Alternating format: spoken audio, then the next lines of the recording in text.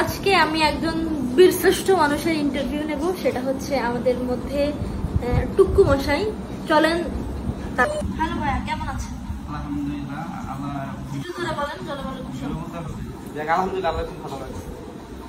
আপনার ফ্যামিলি সবাই কেমন আছে?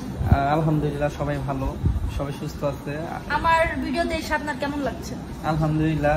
বাট আগে দেখতাম সব জায়গায়, বাট এখন আমি ওনার ইন্টারভিউ বা লাইভে আছি, এটা দেখতে খুব ভালো লাগতেছে। হ্যাঁ ভাইয়া, খুবই খুশি হয়েছে যে আমার সাথে কথা বলতে পারতেছে। সে আমার একজন বড় ভক্ত, এটা কি আপনি স্বীকার করেন?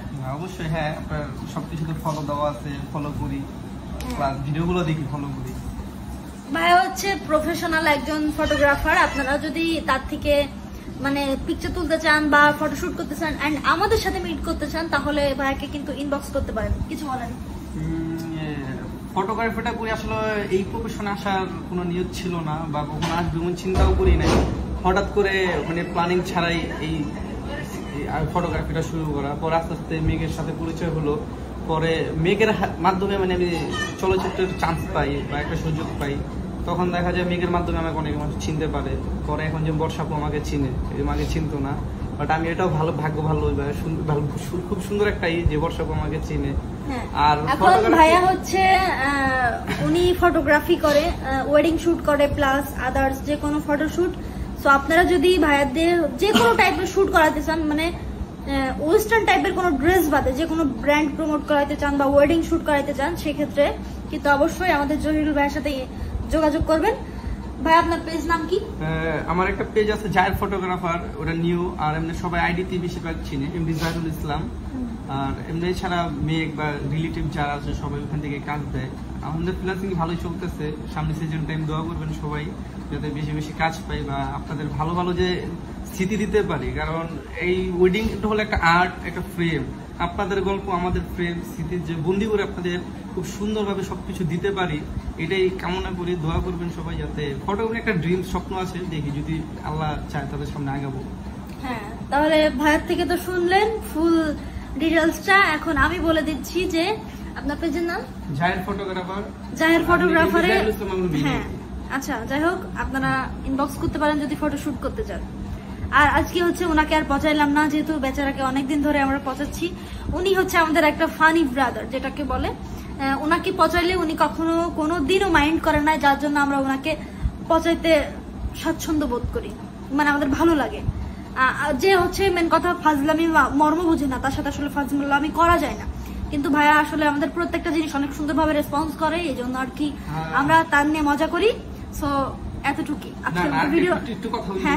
যে এই ফানের বিষয়টা যেটা বললো যে মজা করতে চায়, আসলে এখানে সবাই আপনজন, কেউ বাহিরের না। মেঘ ভাই, নিবিড় ভাই, উনি আমার বোনের মতোই। হ্যাঁ, শুরু থেকে পরিচয় হয়েছে, নিজের বোনের মতোই ভাবছি। এখানে একটা বোন হয়ে ফাইজলামি গুলো তার দেখা যায়, কিছু বলা যায় না, সেক্ষেত্রে দেখা যায় মাইন্ডের বিষয়টা আসে না। আর যে বিষয়টা নিয়ে ফাইজলামি করে সেটা একটা অতীত ছিল, যাই হোক, সেটা নিয়ে আমি বলতে চাই না কিছু। আচ্ছা, পাস্ট ইজ পাস্ট। আমরা পাস্ট নিয়ে কোনো কথা বলতে চাই না। মানুষের জীবনে পাস্ট আসতেই পারে। পাস্টকে বিদায় দিয়ে প্রেজেন্টকে নিয়ে আলহামদুলিল্লাহ বলতে থাকবো। আমাদের প্রেজেন্টের নামে অর্পা, যাই না হোক আমরা অর্পা দিয়ে দিব তাকে। না না, কখনোই না। অর্পা জিনিসটা জাস্ট একটা ফানের বিষয়, এটা কোনো কিছু না। তাহলে আমরা এখন থেকে নেক্সট যে আসবে তার নাম যাই হোক, আমরা জয়া নামে চিনবো তাকে। জয়া, এটা তো একটা, আচ্ছা, জয়া, জরিনা, অর্পা, জেনে যা আছে সব নামে তাকে চেতানো হবে। আর আমি একটা কথা বলতে চাই, আমার ফ্রেন্ড নিবিড়কে নিয়ে একটু ঘোরা, ওর দিকে একটু দেখাই। মানে খুব ভালো একটা ছেলে, মানে খুব সাপোর্ট করে আমাকে। মানে সবার পরেও যদি থাকে, মানে একদম মানে ওর সাথে যে ফ্রেন্ডলি আমার একটা সম্পর্ক হয়েছে, ফেসবুক থেকে পরিচয়, তারপর থেকে যে পর্যন্ত আসে খুব সম্পর্ক ভাইয়ের মতো। মানে সবসময় সাপোর্ট করে, ইনশাল্লাহ এটাই দোয়া করি। বাট বেশিরভাগ ওই পচায়, ওর থেকে শুরু করছে সবাই, মানে আমাকে যেইভাবে পচায় বা যেইভাবে ফান করে আমাকে নিয়ে। বাট এটা আমার কাছে ভালো লাগে, সত্য কথা। যে সবাই আরেকটা কথা আমি বলি, আরেকটা জিনিস হচ্ছে গর্বের বিষয়, কারণ মানুষ কিন্তু সবার সাথে মজা জিনিসটা করতে পারে না। কারণ কি, প্রত্যেকটা মানুষ আসলে আমরা যে ফান করতেছি তার সাথে, সে যদি এটার মর্ম না বুঝতো যে কেন কথাটা বলতেছে, তার দৌলতেই কিন্তু আমাদের হচ্ছে পুরো টিমের একটা বিনোদন হয়। সো এই জিনিসটা যদি সে পজিটিভ মাইন্ডে না নিত, তাহলে কিন্তু এই মজার জিনিসটা এত দূর আসতো না। সে যদি ফার্স্টে মাইন্ড করতো, তাহলে কিন্তু আমরা মজা করার মানে সাহস পেতাম না, এটা আর কি। যাই হোক, ভিডিওটা অনেক লং হয়ে গেছে, ভাইয়ার ইন্টারভিউ নিলাম আজকে। আমার একটা কথা আছে, হ্যাঁ, আপনারা কে কে চান যে জহিরুল শাড়ি পরাইতে। যদি শাড়ি পরা দেখতে চান তাহলে অবশ্যই কমেন্ট করুন, আমরা নেক্সট ভিডিওতে জয়কে শাড়ি পরা নিয়ে আসবো। আমি শুনেন, আমি পরবো ঠিক আছে, হ্যাঁ, যদি আমার সাথে মেঘ যদি সঙ্গ দেয় তাহলে আমি সঙ্গ দিতে রাজি, কিন্তু তাকে শাড়ি পরাবো। যদি আপনারা চান তাহলে তুমি কি বলো?